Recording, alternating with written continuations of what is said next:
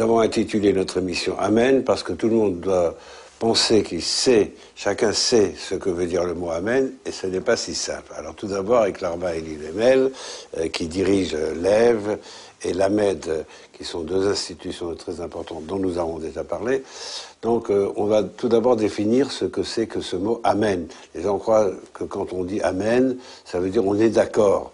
C'est pas exactement le sens en hébreu du mot Amen.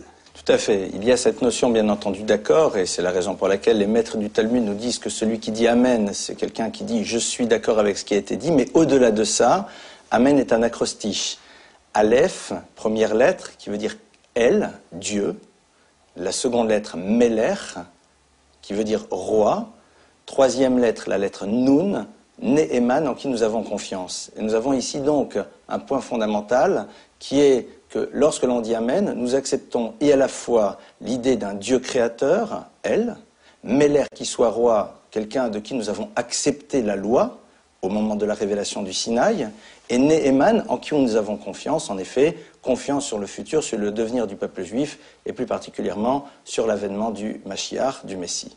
Alors il faut dire premièrement que ce mot El Melech Ne'eman, cette phrase El Melech Ne'eman, Dieu, roi fidèle, et où nous parlons donc de la fidélité de Dieu, c'est-à-dire de la foi de Dieu, parce que foi et fidélité c'est la même chose. Exact. Ça veut dire aussi que Dieu a foi en nous. Bon.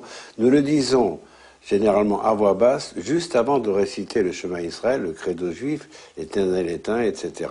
Et donc, c'est quelque chose qui est entré pour nous dans la liturgie parce que ça fait partie de notre profession de foi.